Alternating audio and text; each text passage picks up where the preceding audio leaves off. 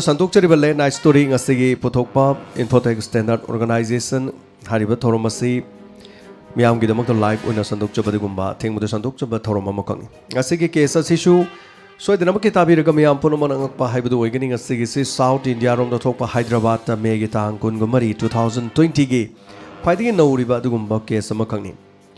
medicinal locality दा accident अमकक थोकी हारिबा साइट असे इंडस्ट्रियल अदुगुम्बा साइट अमककनी हारिबा मफम असिदा बाइक ता लाकपा चाही नौरिबा मियो अमकक ट्रक अमना थोंखिरमी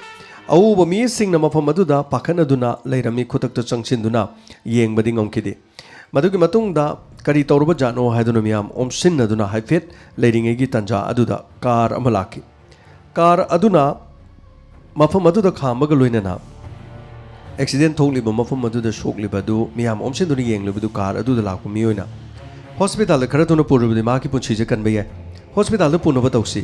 असुमना हाइरमी पुक्चेल चावरबा कारदा लाकपा मियोइसिंग अदुना असुमना गारीना थोमलंबा मियोइ अदु मखोइगी गारीदा हापतुना पुखि मसिगी मतुंगदा मियोइ अदुबा थोमलमलिबा ट्रक अदुदि थौदुना चटखिरम असुमना मियोइ अदु खरा सोकलमी मसिगी मतुंगदा असोकपदु गारीदा पुदुना हॉस्पिटल पुरकी हॉस्पिटल पुरकु मतमदा हॉस्पिटल हेक यौबगा डॉक्टरना असोकप मसादु येंखी ngehak leiraba matungda doctorna hairokpagi matungina पुरुकलिबा सि हाना सिरगा पुरकपनी हाइबा वफम अमखक डॉक्टरना फोंदोखे पुक्सेल चावरबा सिंग अदुना महाकी पुंसी अदु कन्नना बहोनबदु ngमखिरमदे असुमना सिरिबा मियो इदु कनानो हाइदुना पुलिसना मदुगी एक्सीडेंट अदुगी मतुंगदा पुलिसना मुक्तिगलकपा हौबा मतमदा दरावत सुरेश कौबा मियो अमनी हाइबा खंगबा ngमखि रोड एक्सीडेंट ता अदुगुम्बा अननेचुरल डेथ नि हाइबा वाफम असि खंगबा लोइनना पोस्टमार्टम रिपोर्ट पुलिस न गाइदुना लेखि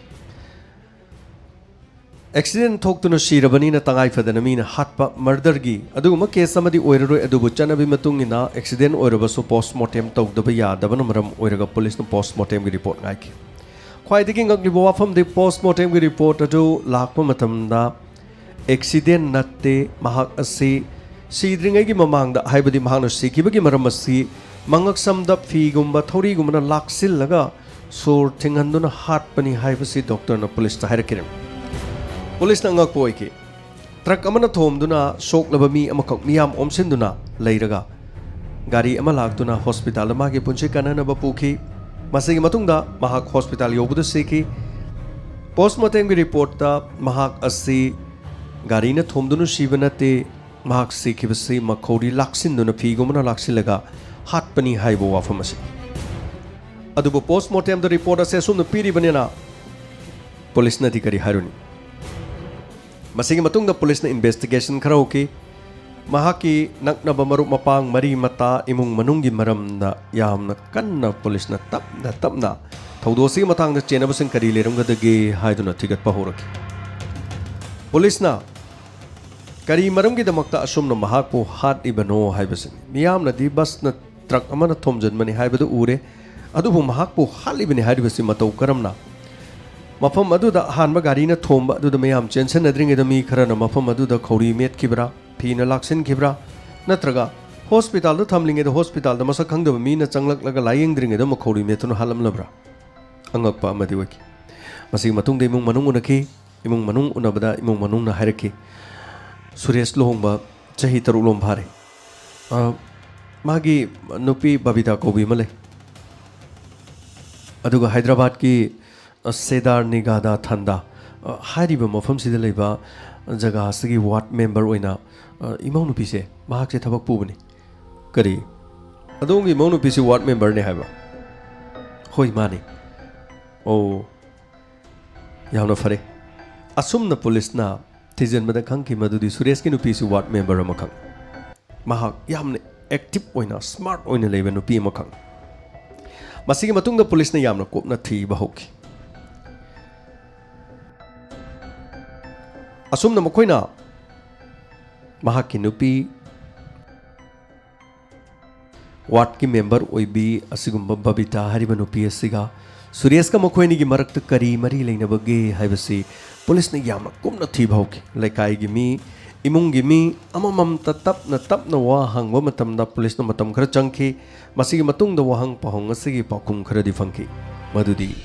सुरेश हारिब नुपा सिगा महाकी नुपी बबिता हारिब सिगा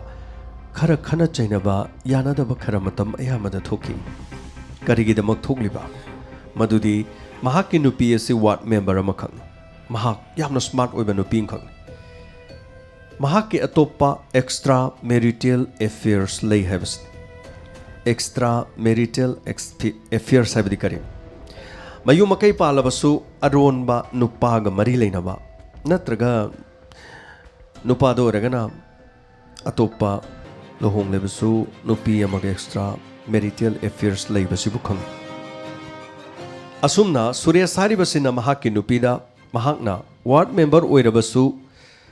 अमा नहांगना पाम थबक तौरबसु नंगना अरोनबा नुपा अमा खंगनरिबदो मदुदी तो याम कन्ना हाइकी अदुबु वाफम असिना मरम ओइरगा चही कयासी निंगाई संगदाना दुना लाखी महाकी नुपी बबिताना अरोनबा मरी लेनरिबा नुपासिगी ममिंग प्रेम सिंह कौई अदुबु प्रेम सिंह हारिबा नुपासी बबिता हारिबा नुपीसिना महांगना लुहोंगलबा मतुंगदा हाइबदी सुरेशका लुहोंगलबा मतुंगदा प्रेम सिंह अरोनबा मरी लेनरखिबा नत्ते हाइबा वाफमसि मतौ करमना सुरेशका लुहोंगद्रिंगेगी मताम असुवाइदगी प्रेम सिंह हारिबसी हाना बबितागा नुंगसिनदुना मखोइगी अरोनबा मरी लेनरे हाइबसि अदुरबदी महाना लुहोंगलबा मतुंगदा प्रेम सिंह हारिबसिगा मरी लेनगनु हाइदुना सुरेशना हाइरकिबनि अदुबु वाफम असिना मरम ओइरगा थबक असि चथररोय हाइरबसु अदुमक तुमिन्ना अदुमक बबितागा प्रेमगा अरोनबा मरी लेखि असुमना अरोनबा मरी लेरकपसिना मखोय अनी मतम पुनमक्ता निंगाई संगदानबा इमुंगदा मरई तौबा असिगुम्बा कया मरोमसि लाखिरमी मसिगी मतुंगदा पुलिसना प्रेम सिंह हारिबसि कोइथि थिरमी अमदी प्रेम सिंह थौदोक असिगी मरम सिंह असि मरी मतागी मियोसिंगदा हंगमदगी खंगलबनिना प्रेम सिंह फादना पुरुकलग वाहंकी थौदोक असिदा सुरेश असि प्लान तौदुना सोइदनमकी महाक असि हातपो ओइगने हाइबो वाफम पुलिसना खंकी थौदोक असिदा महाकी नुपी बबितासु यौरमबि याई हाइबो वाफम सु खंकी मसिगी मतुंगदा फागलिबा नुपा असिदा वाहंग पहुंगननबगिदम पुलिसना सथगी आयो नन करिगिदमक्ता सुरेश हारिबा मियसि हातपनो सब आइदि हातप नथि मसि आइगी प्लान नथि मागी नुपीना सिनबा प्लान गाक्तनी करी नुपी अमना महाकी मपुरोइबा हाननबगिदमक्ता प्लान सिनबा अदुगा नंगदि करिगी याउरिबा आइदि याजदबनी तसेनमकी आइदि हातप याउब नथि मिहार असिगा इगा करीमता मरी लेनदे ऐ हुजिक्ति मिहार असिगा नंगा मरी लेनदे हाबियारोय नंग चेनबदगी अखोइना नंगबु फारिबनि असेंबसिंगदो सेंना हायु हायेंग चार्ज से थांगतपदा नंगिदमक्ता खरा हंथबिगे अदुगा चेनबा मिसिंगदो कना कनानो हाइबदो मेक सिनो खदाय यामना सेंना हायु स थौदोक असिगिदमक बबिताना लुपा लाख अमबु थोरखि करी लुपा लाख अमदि करिगी सुरेशपु हानननबगिदमक अखोई अनी खंगने यादबदगी अतोप मी मरी खक्सु नेखि मखोइदुदि कना कना सब अजमोन प्रेम युवराज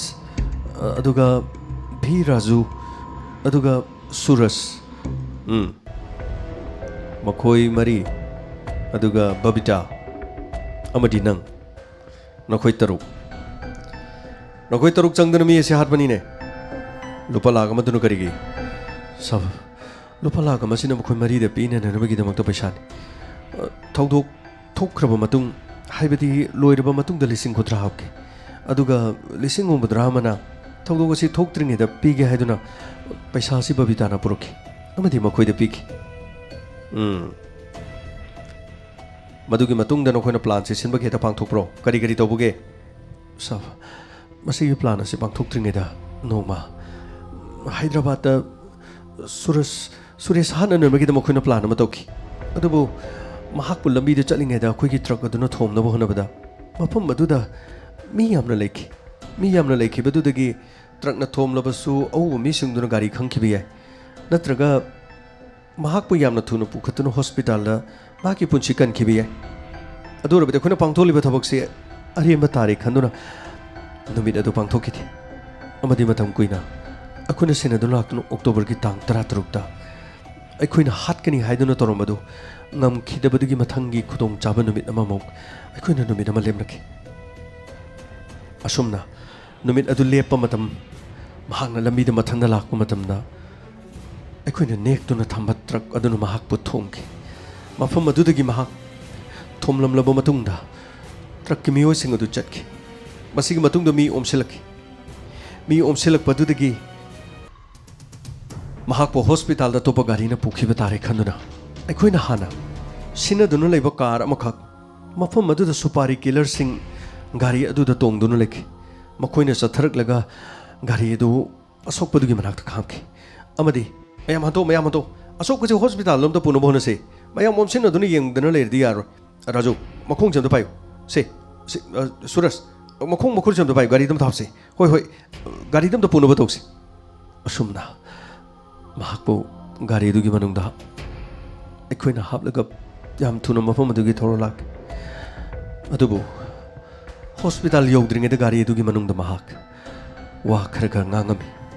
ꯃꯁꯥꯗꯨ ꯈꯔꯁꯨ ꯅꯥꯍꯦꯔꯝꯃꯤ ꯑꯗꯨꯕꯨ ꯊꯧꯗꯣꯛ ꯑꯁꯤ ꯑꯩꯈꯣꯏꯅ ꯄꯥꯡꯊꯣꯛꯂꯤꯕꯁꯤ ꯃꯍꯥꯛꯄꯨ ꯍꯥꯠꯅꯅꯕꯒꯤꯗꯃꯛꯇꯅꯤ ꯑꯗꯨꯕꯨ ꯃꯍꯥꯛꯄꯨ ꯍꯥꯠꯅꯅꯕ ꯄꯥꯡꯊꯣꯛꯂꯤꯕ ꯊꯧꯗꯣꯛ ꯑꯁꯤꯗ ꯃꯍꯥꯛꯅ ꯁꯤꯗꯕ ꯇꯥꯔꯕꯗꯤ ꯑꯔꯦꯝꯕ ꯇꯥꯔꯦ ꯈꯟꯗꯨꯅ ꯒꯥꯔꯤ ꯑꯗꯨꯒꯤ ꯃꯅꯨꯡꯗ ꯑꯩꯈꯣꯏꯅ ꯐꯤ ꯑꯃ ꯄꯨꯊꯣꯔꯛꯂꯒ ꯃꯉꯛꯁꯝꯗ ꯂꯥꯛꯁꯤꯟꯗꯨꯅ ꯑꯩꯈꯣꯏ ꯑꯅꯤ ꯑꯍꯨꯝ ꯆꯪꯗꯨꯅ ꯃꯉꯛꯁꯝ ꯑꯗꯨꯗ ꯐꯤ ꯂꯥꯛꯁꯤꯜꯂꯒ ꯃꯍꯥꯛꯄꯨ ꯍꯥꯠꯈꯤ ꯌꯥꯝꯅ ꯃꯤꯅꯨꯡꯁꯤ ꯂꯩꯇꯅ ꯅꯈꯣꯏꯅ ꯑꯃꯨꯛ ꯃꯤꯌꯥꯝ ꯃꯥꯡꯗꯗꯤ ꯃꯤꯅꯨꯡꯁꯤ ꯂꯩꯕ ꯁꯥꯔꯒ ꯑꯁꯣꯛꯄꯗꯨ ꯍꯣꯁꯄꯤꯇꯥꯜꯗ ꯄꯨꯕꯤꯕꯒꯤ ꯅꯃꯥꯗ ꯄꯨꯔꯒ ꯂꯝꯕꯤꯗ ꯅꯈꯣꯏꯅ ꯃꯉꯛꯁꯝꯗ ꯐꯤ ꯂꯥꯛꯁꯟꯗꯨꯅ ꯁꯨꯔꯦꯁꯄꯨ ꯍꯥꯠꯂꯤꯕꯅꯤꯅꯦ ꯍꯧꯖꯤꯛꯇꯤ ꯆꯦꯟꯅꯔꯤꯕ ꯅꯈꯣꯏ ꯃꯔꯤ ꯑꯃꯗꯤ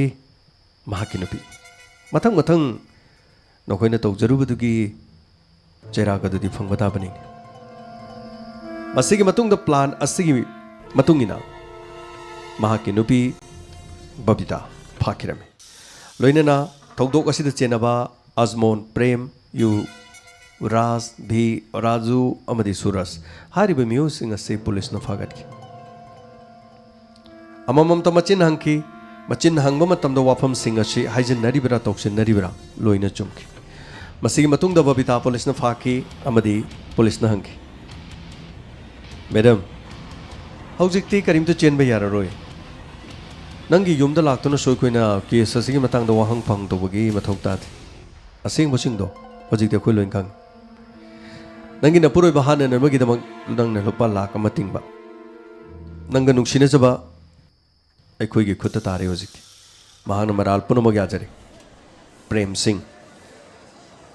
ꯀꯔꯤꯒꯤꯗꯃꯛꯇ ꯅꯪꯅ ꯅꯪꯒꯤ ꯅꯄꯨꯔꯣꯏꯕꯁꯦ ꯍꯥꯠꯅꯅꯕ ꯍꯣꯠꯅꯔꯤꯕꯅꯣ ꯀꯔꯤꯒꯤꯗꯃꯛꯇꯅꯣ ꯁꯥꯕ ꯑꯩ ꯄ꯭ꯔꯦꯝ ꯁꯤꯡꯒ ꯃꯔꯤ ꯂꯩꯅꯔꯛꯄ ꯌꯥꯝꯅ ꯀꯨꯏꯔꯦ ꯑꯩꯅ ꯌꯨꯝ ꯄꯥꯟꯗ꯭ꯔꯤꯉꯩꯗꯒꯤ ꯑꯩꯅ ꯏꯄꯥꯝꯗ ꯂꯩꯔꯤꯉꯩꯗꯒꯤ ꯑꯩ ꯃꯍꯥꯛꯀ ꯃꯔꯤ ꯂꯩꯅꯔꯛꯈꯤꯕꯅꯤ ꯑꯗꯨꯕꯨ ꯏꯃꯥ ꯏꯄꯥꯅ ꯑꯩꯒꯤ ꯑꯄꯥꯝꯕꯒꯤ ꯃꯥꯌꯣꯛꯇ ꯂꯨꯍꯣꯡꯈꯤ ꯑꯗꯨꯕꯨ ꯂꯨꯍꯣꯡꯂꯕꯁꯨ ꯑꯩ ꯄ꯭ꯔꯦꯝ ꯁꯤꯡꯒ ꯑꯔꯣꯟꯕ ꯃꯔꯤ ꯂꯩꯔꯛꯈꯤ ꯏꯕꯥꯅꯤꯒꯤ ꯑꯔꯣꯟꯕ ꯃꯔꯤ ꯑꯁꯤ ꯁꯨꯔꯦꯁꯅ ꯈꯪꯂꯛꯈꯤ ꯁꯨꯔꯦꯁꯅ ꯀꯌꯥꯔꯛ ꯉꯥꯡꯈꯤ ꯀꯌꯥꯔꯛ ꯆꯩꯈꯤ ꯑꯗꯨꯕꯨ ꯄ꯭ꯔꯦꯝ ꯁꯤꯡ ꯑꯩꯒꯤꯗꯤ ꯄꯨꯟꯁꯤꯒꯤ ꯑꯍꯥꯟꯕ ꯅꯨꯡꯁꯤꯕꯅꯤ ꯑꯩꯅ ꯃꯥꯕꯨ ꯃꯇꯧ ꯀꯔꯝꯅ ꯃꯤꯔꯥꯏꯕ ꯉꯝꯒꯅꯤ ꯃꯔꯝ ꯑꯁꯤꯅ ꯃꯍꯥꯛꯀ ꯑꯩꯒ ꯅꯨꯡꯁꯤꯅꯕꯒꯤ ꯃꯔꯤ ꯑꯁꯤ ꯍꯦꯟꯅ ꯆꯦꯛꯁꯤꯟꯅꯕ ꯍꯥꯏꯕꯗꯨ ꯑꯣꯏꯈꯤ ꯑꯩꯒ ꯑꯃꯗꯤ ꯄ꯭ꯔꯦꯝꯒꯤ ꯅꯨꯡꯁꯤꯕꯒꯤ ꯃꯔꯤꯗ ꯁꯨꯔꯦꯁꯅ ꯑꯌꯦꯠꯄ ꯑꯣꯏꯕꯗꯨꯅ ꯍꯦꯟꯅ ꯑꯩꯈꯣꯏꯗ ꯑꯋꯥꯕ ꯑꯣꯏꯈꯤ ꯑꯩꯅ ꯃꯥꯒꯤ ꯅꯨꯄꯤ ꯑꯣꯏꯔꯕꯁꯨ ꯄ꯭ꯔꯦꯝꯗꯤ ꯑꯩꯒꯤ ꯅꯨꯡꯁꯤꯕꯅꯤ ꯑꯩꯒ ꯃꯥꯒꯗꯤ ꯃꯇꯧ ꯀꯔꯝꯅ ꯀꯥꯏꯅꯒꯅꯤ ꯑꯗꯨꯕꯨ ꯅꯪꯅ ꯅꯪꯒꯤ ꯅꯄꯨꯔꯣꯏꯕꯗ ꯋꯥꯐꯝ ꯑꯁꯤ ꯁꯦꯡꯅ ꯍꯥꯏꯔꯕ ꯃꯇꯨꯡꯗ ꯅꯪꯅ ꯅꯄꯨꯔꯣꯏꯕꯗꯨ ꯄꯥꯝꯗ꯭ꯔꯕꯗꯤ ꯀꯥꯏꯅꯕ ꯌꯥꯏ ꯅꯈꯣꯏꯅꯤ ꯗꯥꯏꯚꯣꯔꯁ ꯇꯧꯕ ꯌꯥꯏ ꯗꯥꯏꯚꯣꯔꯁ ꯇꯧꯔꯒ ꯅꯪꯅ ꯑꯄꯥꯝꯕꯗꯣ ꯑꯗꯨꯃꯨꯛ ꯆꯠꯊꯕ ꯌꯥꯏ ꯑꯗꯨꯕꯨ ꯅꯪꯒꯤ ꯅꯨꯡꯁꯤꯅꯕꯗ ꯑꯌꯦꯠꯄ ꯄꯤ ꯍꯥꯏꯕꯒꯤꯗꯃꯛ ꯅꯪꯒꯤ ꯅꯄꯨꯔꯣꯏꯕꯕꯨ ꯃꯤ 4-5 ꯅꯦꯛꯇꯨꯅ ꯍꯥꯠꯄ ꯍꯥꯏꯕꯁꯤꯕꯨ ꯑꯆꯨꯝꯕ꯭ꯔꯣ ꯍꯧꯖꯤꯛꯇꯤ ꯅꯪꯅ ꯅꯨꯡꯁꯤꯕ ꯅꯪꯒꯤ ꯄ꯭ꯔꯦꯝꯁꯤꯡ ꯀꯟꯅꯅꯕ ꯍꯣꯠꯅꯕꯗ ꯅꯪꯒꯤ ꯅꯄꯨꯔꯣꯏꯕ ꯍꯥꯠꯂꯦ ꯍꯧꯖꯤꯛꯇꯤ ꯅꯪꯒꯤ ꯅꯤꯡꯕꯁꯨ ꯊꯨꯡꯉꯔꯣꯏ ꯋꯥꯔꯗ ꯃꯦꯝꯕꯔ ꯑꯣꯏꯕꯁꯨ ꯇꯣꯛꯑꯅꯤ ꯃꯤꯅꯁꯨ ꯅꯪꯕꯨ ꯏꯀꯥꯏ ꯈꯨꯝꯅꯔꯔꯣꯏ ꯍꯧꯖꯤꯛꯇꯤ ꯖꯦꯜ ꯃꯅꯨꯡꯗ ꯆꯀ꯭ꯔꯤ ꯇꯛꯄ ꯅꯠꯇ꯭ꯔꯒ ꯅꯈꯣꯏꯒꯤ ꯅꯊꯛꯇ ꯆꯞ ꯆꯥꯕ ꯆꯥꯔꯖꯁꯤ ꯊꯥꯡꯒꯠꯂꯕ ꯃꯇꯨꯡꯗ नखोइना फंगलकदोरिब चेरागदु करी ओइगदोरिबनो नखोइ खंदुनि IPC की सेक्शन कया मरुम पांचिनगनी 302 मी हाटपगिदमा लोइनना IPC की सेक्शन दा मी हाट असिबु लोक्तुनरगा अमदि खंगदनना दमगिदमक लोक्तुनबगिदमा अदुगा प्लान तौदुन एक्सीडेंट थोकपनी हाइदुना नमदुना गारीना थोंबगिदमा अमदि मफम अदुदगी कन्वीननबगिदमक्तनी हाइदुना हॉस्पिटल दो पुरकपद लंबीदा हाटपगिदमा मदुद यावरिबन कोइ पुना चेरागसि फंगबदाबनी असुमना थौदोक असि 2020 की मे की तांग कुन मरीद थोकिबा COVID-19 की अदुगुमलब मनुंगसिदा थोकिबा हैदराबाद की मफम अद थोकिबा असेंग थौदोक अमखक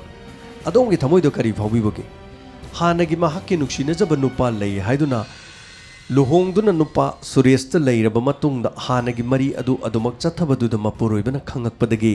मखोइगे नुंगसिनब अदुदा अयेतप लैब तारे हाइदुना महक्की नुंगसिनब प्रेम सिंह बबितागा लोइनना गाड़ी ट्रक अमा नेक्लगा थोमजिलहनकी लंबी अदुदा तादुना लैरिङैदा अतोप कार अमा लांगलगा हानदगी सुपारी पीरगा लैबा सुपारी किलर सिंह अदुना हॉस्पिटल पुबगी नमादा गाड़ी मनुंगदा अशोकपदु हापचिनकी गाड़ी मनुंगदा लम्हांगदा फी अमा पुथोरकलगा सीद्रिब मसा अदु नमदना फीन मंगक्षमद लाक्सिलगा हाटकी मसिनी ngasiगी चनीगा तराग निपान सुब अहानब तांककता पुजरकलिबा ngasiगी लोइसिलकपदा मेक्सिको दा थोकपदगुंबा केस अमतंगा नियामदा तमजगे अमांदा ब्रिवादो लिगारोइदा मिंगसे हाइबदा मेक्सिको गी मिंगसे कितंग हाइबदा सब्जेक्ट टू करेक्शन अदुगा पाबनु आइतबा हाइतारे सुमना थोकी हारिब नुपासी यामना ngakpa nupam khang mahaksi sinmi ama khang haibadi bus thauba driver ama khang bus driver haitare mahaki mathausi bus ta lambi da khamba passenger mayam tonghanba passenger du puraga round oina chalaga mi sing du magi lamthung phomda thamba du guma bus ki driver ama khang asumna mahangna bus thauduna mafam amadagi amada chatpa matamda bus ta tonglakpa kakhalakpa nupi masak phajaba sing mahak yamna ngauram masada khoirang naba dumok phauki masigi matungda nupi khara bus adu ta kakhalakpa sing adu mahangna noksilami michi khatslami khangna nabu honaram kariguma matamda bus tagi kumbadu su mahak masama driver du kumtharaga mateng panglaga yamna menungsi utki yari makai khangna nanabagi damak address natraga mobile number launaba yam honaki nupi khodimaktagi lowba phangdraba su mana pamjaba masak phajaba nupi kharadadi aningba se thungkiram masigi matungda nupi khangnaba wari sanaraba matungdagi sumna khangnarakpadagi lamhang amada bus driver asigumba amanda librado hariba miosen lamhang amada kokthoki lamhang amada kawru matungda nupi mahana अहानबगी उनबगी कौरिबे नुपी अदु लम्हांगदा भांगनो rape चथरब मतुंगदा Lemna तोखिदे मकोकता नुंगना सुरमी अकनबा अरुंबा पोना सुरब मतुंगदा नुपी दो हाथोखिरम मसिना महाकी हैनबिनी तसेंगना महा serial killer अमनि मसिगी मतुंगदा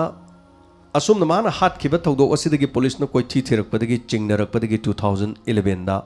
पुलिसना Mexico की पुलिसना महा लिब्राडो हरिब मियोस फाके मसिगी मतुंगदा मतम खरा महक jail the लेरम अदुबु खंगहोदन jail गी खुदोंग चाबा म लौरग जेल दगी महक नानथोरग महक मसक मोंग सदा अमुक ओलमी खरा लेरगा अमुक बस थौबगी सिनपम मसिदा महक अमुक हौरखिरम असुमना बस की सिनपम थौबगी सिनपम सिदा लाकना मतुंगदा हानगुमना मसक फजब नुपी सिंग बस तक काखलकपदु महाक खंगनरमी मिची खनकी करिगुम तमदा का हेना नगनननबगिदमा महाक होनकिरम असुमना महाक की थबक थोंग सिंग असिदा माई पाकलबदी नुपी अदुगा खंगनरमी वारी सानरमी मसिगी मतुंगदा नुपी अदु लम्हांग अमदा कौथोकलमी मसिगी मतुंगदा नुपी अदु रेप चथर मतुंगदा नुपी अदु हातोकलगा हुंदोकलमी असुमना महांगना मथंग चथरकबदा पुन्ना नुपी तरुक असि इनौ नौना असुमना महांगना हाइरिबा थोंग सिंग असिगा चप मानब मोंगदो चथरगा रेप चथर मतुंगदा नुपी दु हालगा लमांगदो हुंदोखिरम अदुबु मफम अदुगी लॉ एंड ऑर्डर की ngangliba पुलिस की मियोय सिंगना महाक असि इराई लाइन अमुक फाके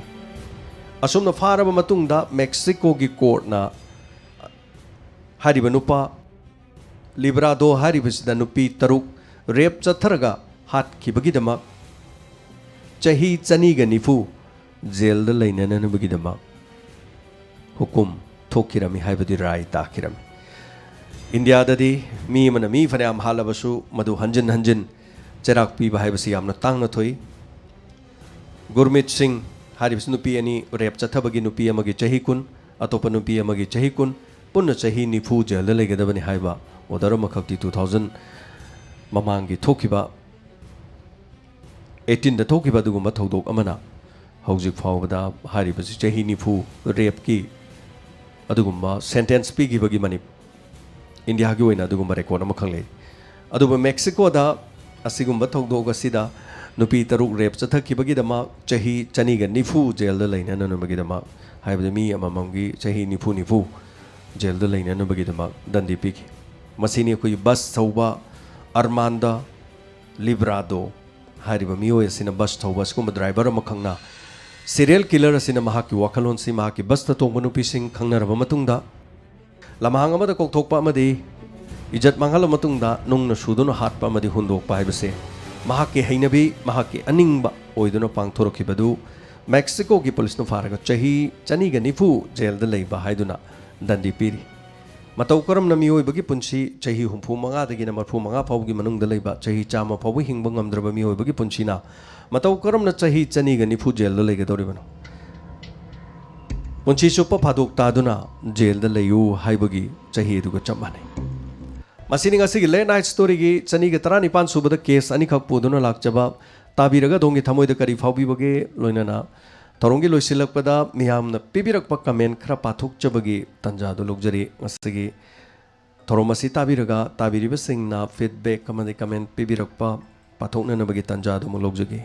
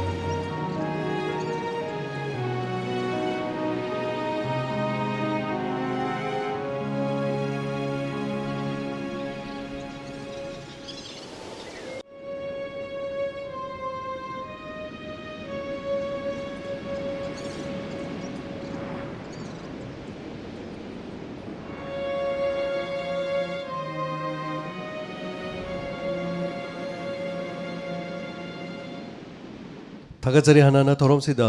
सपोर्ट तौबिरिबा मयाम पनमा हनिया लेतना थागचरी सेज बेन दुगा लिगला साइड रुक कमला आर्मी कलर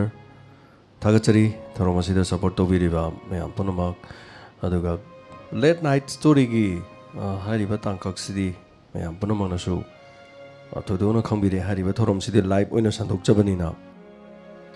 अखोइदसु यामना खुदोंग चादबा लई वांगांगबदा वापनबा सोइबा अदुगा मदुगुमा क्या यावरबसु मयाम ताबिरिबसिना ngapiगनी हाना रेकॉर्डेड ओइना तौबा रेकॉर्ड तौथोकबा पोत नतबनिना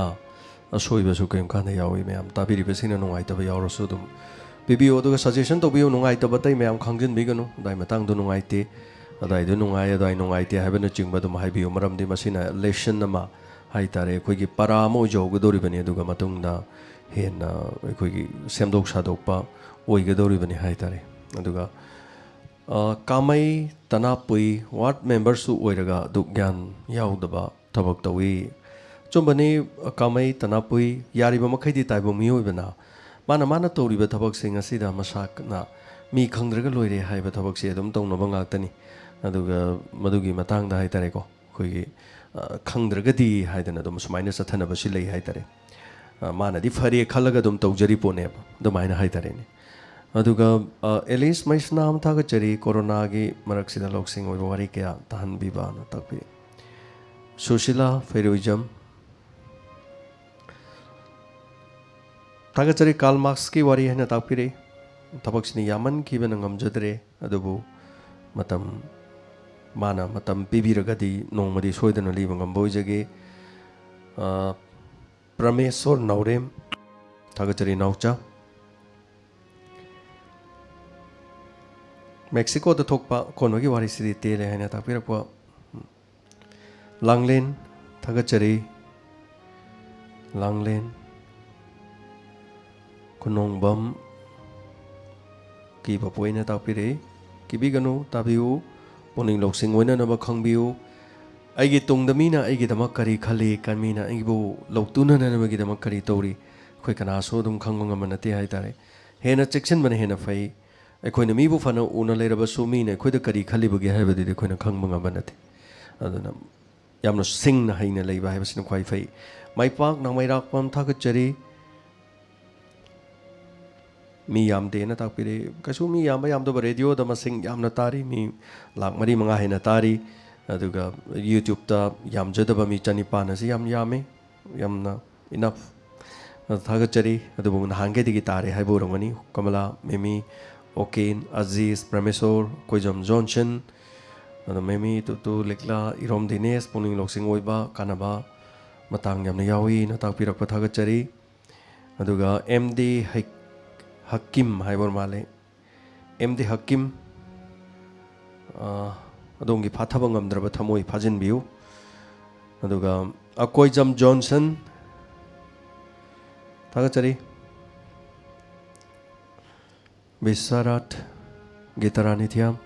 ꯉꯁꯤꯁꯤ 1K ꯌꯧꯗ꯭ꯔꯦꯅ ꯇꯥꯛꯄꯤꯔꯛꯏ ꯒꯤꯇꯥꯔꯥꯅꯤ ꯌꯧꯗꯕ ꯃꯌꯥꯝ ꯌꯥꯎꯕꯤꯔꯒ ꯑꯗꯨꯝ ꯂꯣꯏꯔꯦ ꯀꯩꯁꯨ ꯀꯥꯏꯕ ꯂꯩꯇꯦ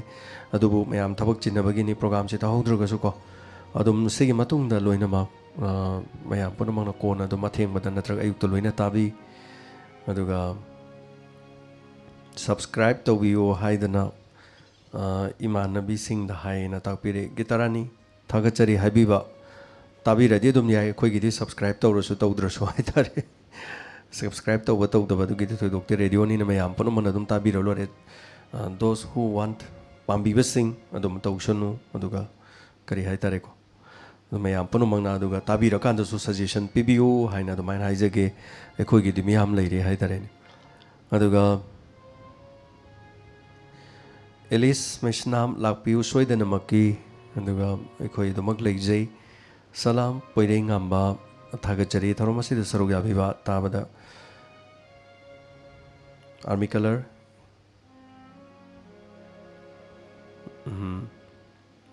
लिखला मंगांग लेमा पुंसी सांगना मयामगे तोगल तोबा ngamba oibiona takpiri thoinu gote mayum angakpani he nupina ngamdaba leite haibaduni achumbani nupi gi fajaba mahaki fajaba akhang kanba amadi thamoi chetpa nupa na ngaurasu langasu phairasu haitare nupa na ngauri sumaina nupi haibasina chap manara ngaukhatladi loidorimne malemse adubu nupi gi akhang kanba kaya sina lemjaningai oiba nupi gi khwaidagi fajaba magun ama haibadu oiribani nupi gi pukchel hongdaba lepkhibadagi adumak lepkhiba haibasina nupi gi khwaidagi fajaba haitare taru tahenba nupi gi khwaidagi ahenba athoiba gunni haitare aduga malem asida leriba nupi singi masaktagi khwaidagi hena fajaraba aduga magi thamoi amadi mahaki khongthang amadi lamchat aduna tonga labadi mahaki fajaba punamakti lekha taningai ni haitare prema lowang cha thagachuri